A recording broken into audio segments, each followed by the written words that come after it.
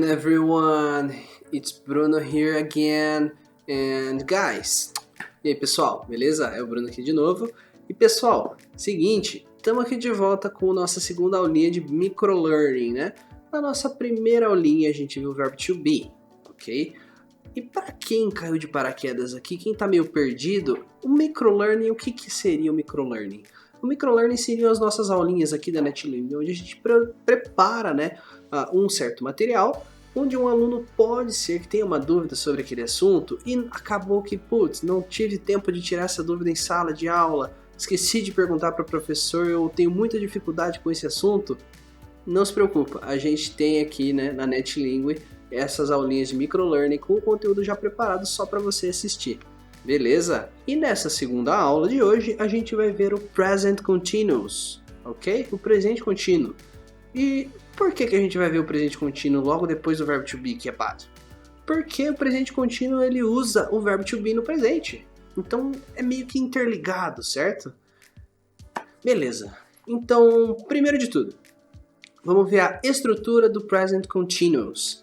Como que a gente vai montar uma frase no presente continuous, Bruno? Primeiro de tudo, a gente vai colocar um sujeito. É a primeira coisa de tudo, sujeito. E o que seria o sujeito? Não sei se você se lembra ou se você já sabe, mas os sujeitos são as pessoas, né? I, eu, you, você, he, ele, she, ela, o it, que seria o neutro, né, do inglês, o we, o you e o they, ok? Esses são os sujeitos. Então você vai primeiro de tudo colocar um sujeito, que é quem vai estar realizando a ação do verbo. Logo depois do sujeito, então, a gente vai colocar o verbo to be no presente. Claro, né? Correspondendo ao sujeito. Então, se a gente colocar no sujeito I, a gente vai ter que obrigatoriamente colocar am. I am. He. Qual que a gente usava no he? Qual que era a forma do verbo to be? É o he is. Ok, gente? She is. You are. E por aí vai, ok? Beleza. E depois do verbo to be, o que vem? Depois do verbo to be, a gente vai colocar um outro verbo, que seria o verbo principal, né? O que está acontecendo.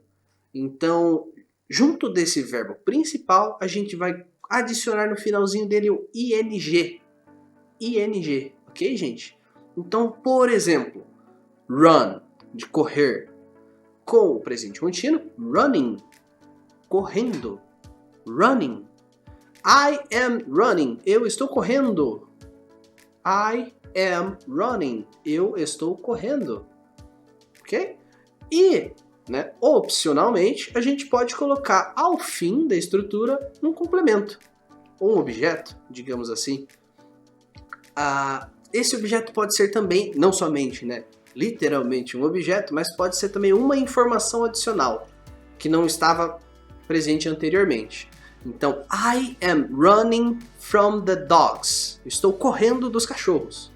Ok?